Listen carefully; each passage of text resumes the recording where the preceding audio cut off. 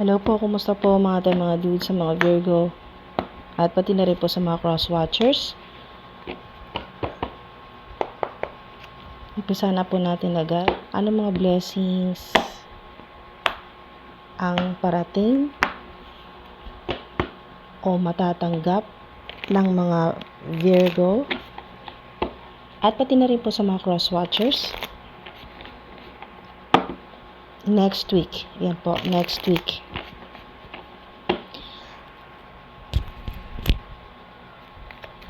Next week, divine beings, holy angels, holy spirits, blessings, Knight of Wands, angel number 3, 333.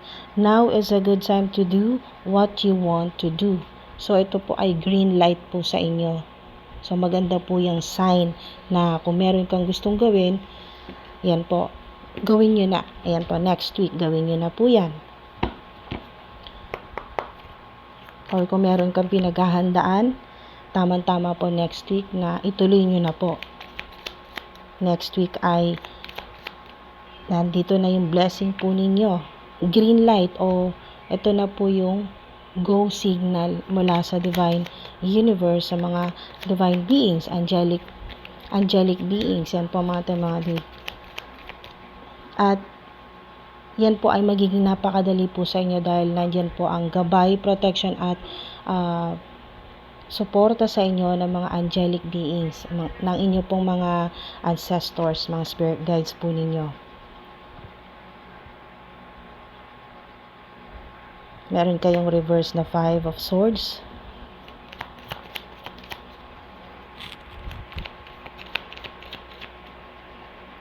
Ayan po.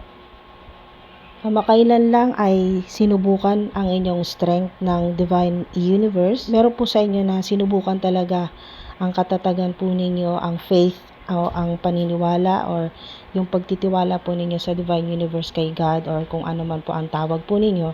Yan po ay dahil po sa nagkaroon kayo ng yung energy dito ay uncertain outlook. Yung pong parang hindi nyo na alam kung anong gagawin ninyo, nawalan kayo ng direksyon,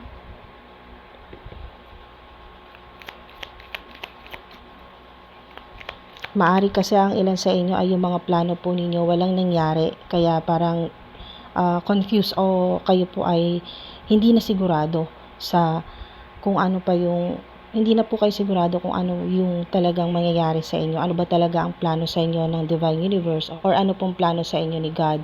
So meron kayo ditong 2 of Pentacles. Okay, ito po yung mga angel numbers po ninyo. Kung gusto po ninyo mas malaman pa kung anong connection nito sa sitwasyon po ninyo or anong maitutulong nito sa inyo next week or may connection sa mga blessings na matatanggap po ninyo, 325 or 352, 253, 333-555-222 or nakikita po ninyo sa oras na 3:33, 5:55 to 22 or ito po yung mga oras na nagigising po kayo. Yan po. Yung kasarapan ng tulog po ninyo, bigla kayo magigising ng 3:33, 5:55 to 22. Ito, kung naghahanap or naghihintay ka na maging maayos yung sitwasyon mo, magkaroon ng balance, maging successful yung ginagawa mo, mga dude, ito po yung blessing na parating sa inyo next week. Ito po yun. Adaptability, balance, change in circumstance, ibig sabihin ay ito yung hinahangad mo talaga na magbago na yung nangyayari sa buhay mo, yung sitwasyon mo. So ito na yun, mga dude. Yan yung blessing sa inyo next week. At syempre, i-clarify po natin yan.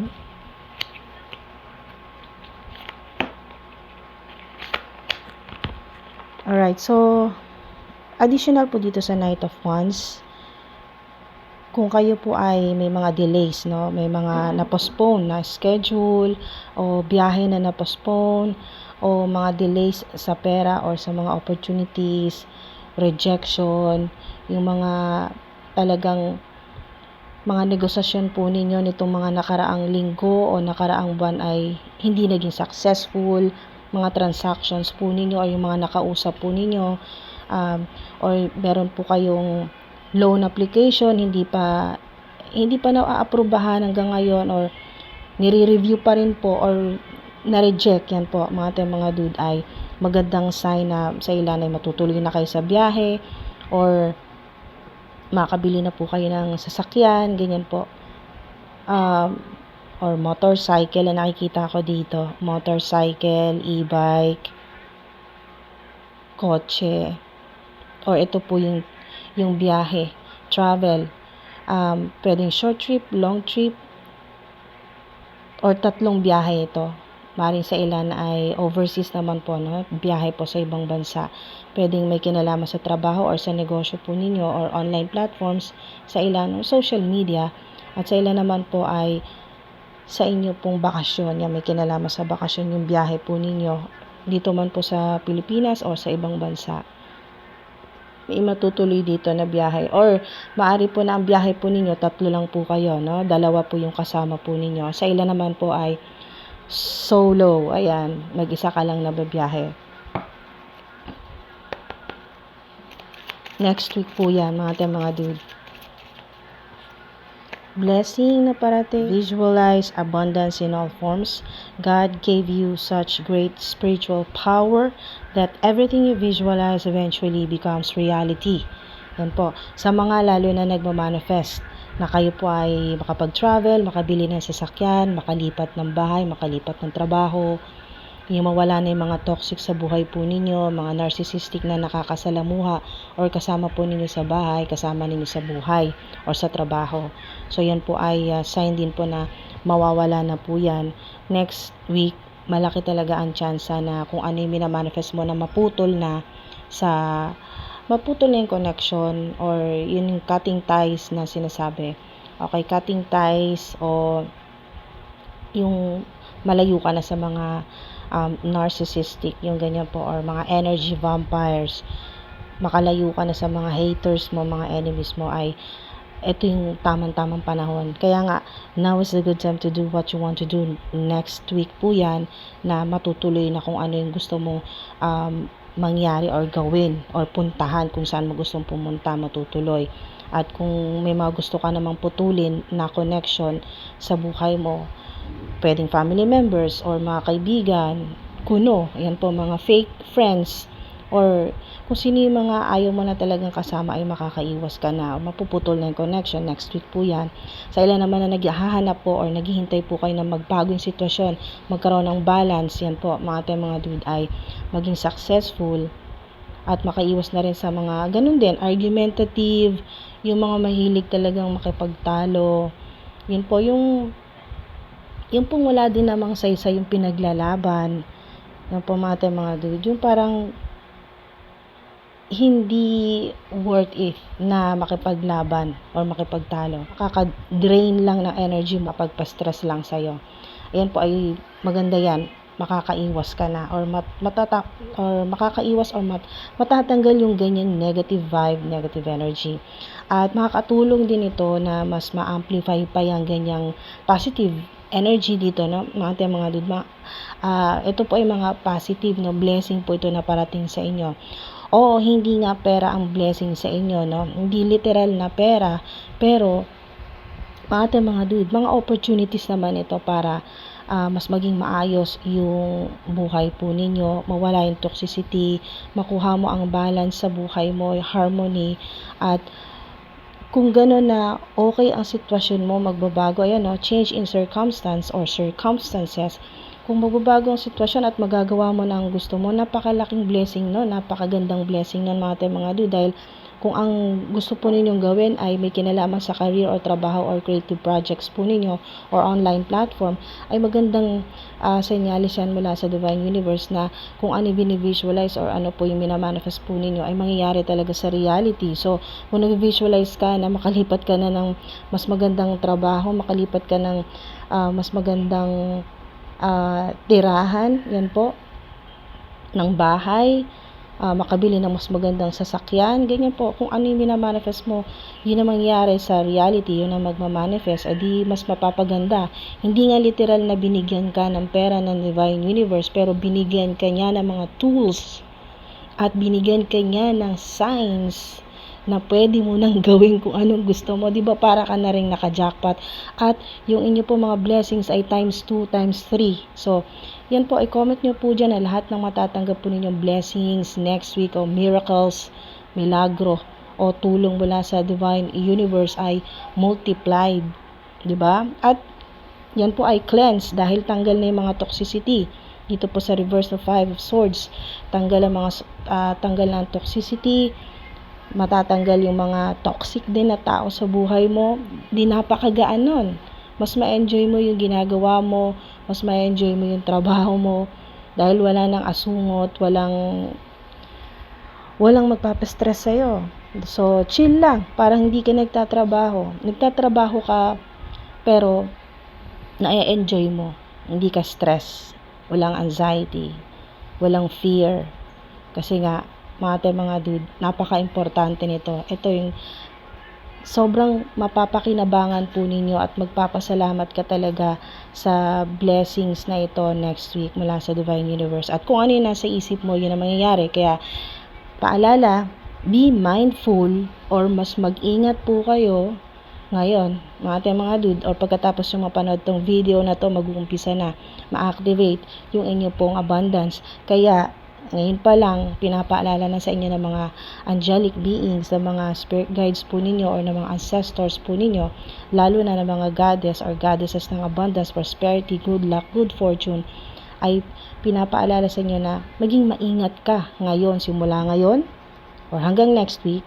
Mag-ingat ka sa mga iisipin mo kasi mabilis na mangyayari sa reality or magmamanifest or yun ang ma-attract mo. So kung nag-iisip ka ng negative, yun ang ma-attract mo, yun ang mangyayari. Or kung nag-iisip ka nag-visualize ka, nag-imagine ka ng mga positibo na mangyayari sa'yo, katulad nito, yung mga blessings na parang ina-amplify, ni-intensify mo na mangyari talaga itong nakikita mo dito ngayon. I-visualize mo kung ano talaga yung mga gusto mong gawin, anong gusto mong mangyari, or saan mo gustong pumunta, or anong gusto mong, kung paano mo mananavigate ang buhay mo na magkaroon ka ng balance, harmony, ng success. Yun po mga dude, mas magiging madali sa'yo kasi talaga ito yun. Maaaring hindi nyo pa alam, pero ito po yung pinapaalala sa inyo na noon pa, okay, meron ka ng ganito. God gave you such great spiritual power that everything you visualize eventually becomes reality. Maaaring nung bata ka pa, kung ano yung na-visualize mo, nangyayari din. Or ngayon pa lang nangyayari na kayo po ay adult na. So at least kahit natagalan ay nangyayari at nag-manifest talaga.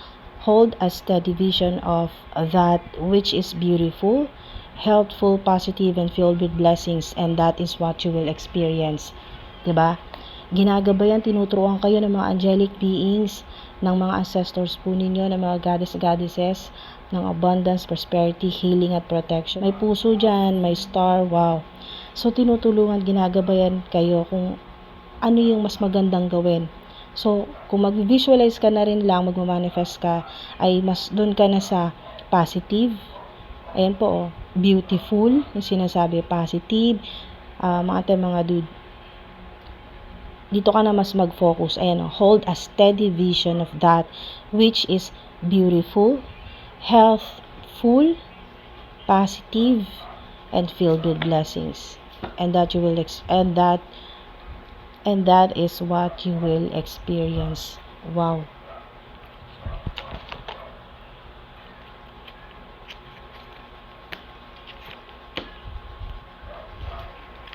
Okay, so bago natin buksan dito, hingi tayo ng clue.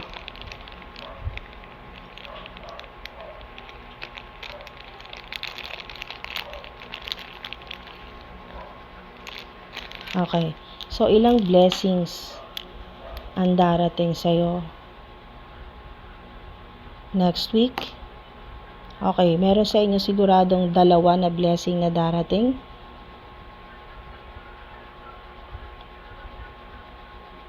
Sa ilan kung mapapabilis ang next week, okay, kung mapapabilis po ang time frame, mga ilang araw sa ilan pagkatapos mapanood tong video na to, mga ilang araw. Kung sa ilan po ay mas mabilis na ma-activate po itong abundance, success, prosperity, o yung green light mula sa Divine Universe. Ayan po, mga dude, mga ilang araw sa ilan na kung sa ilan po ay mas mapapabilis na imbis na maghintay ng hanggang next week ay mga ilang araw lang.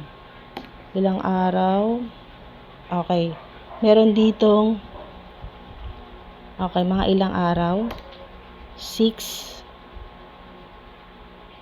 days. At sa ilan naman po, ang sinasabi dito, kung matatagalan na dahil nga sa ang ilan po sa inyo ay hindi pa ready na matanggap ito. Hindi ka pa ready. Sa ilan po na hindi pa ready, sa ilan na hindi pa ready na matanggap ang mga blessings next week ay maghihintay ng 6 weeks. Okay? 6 weeks. Kaya mas positibo ang inyo pong iniisip. Yung visualize po ninyo ay abundance in all forms. Yan po, i-comment nyo na rin ito pang activate. I attract abundance in all forms.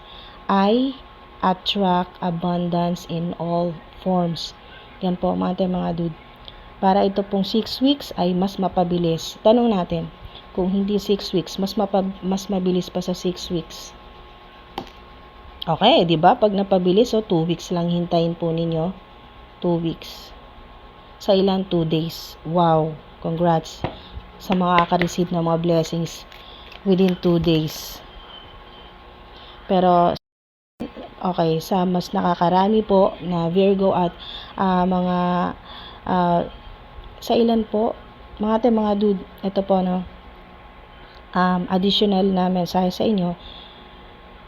Sa mas nakakarami, next week panigurado meron talaga kayong mga blessings na matatanggap. Okay? Sa ilan po ay 2 blessing ang matatanggap, sa ilan ay 3. Sa mas nakakarami, ulitin ko po, sa mas nakakaraming Virgo at mga cross watchers,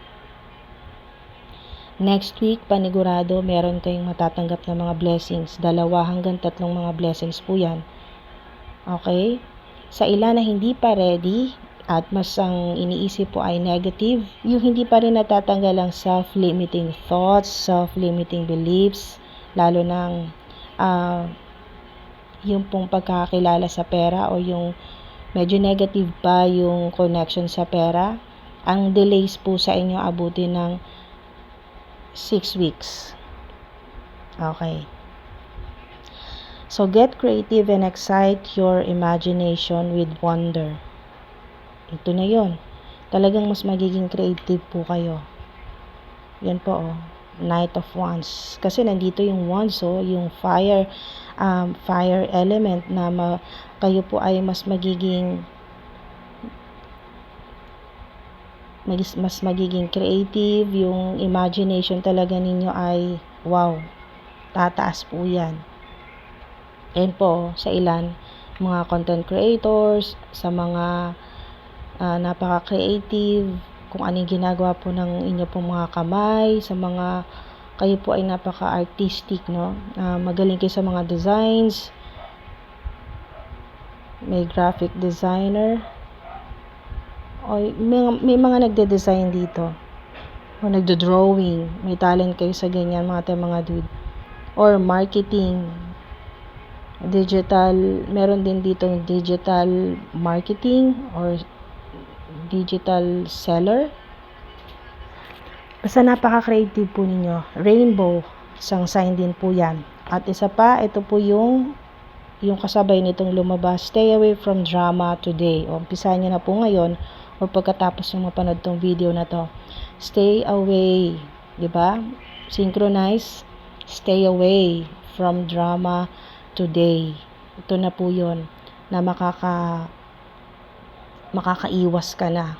At syempre, magsisimula yun sa iyo. Okay?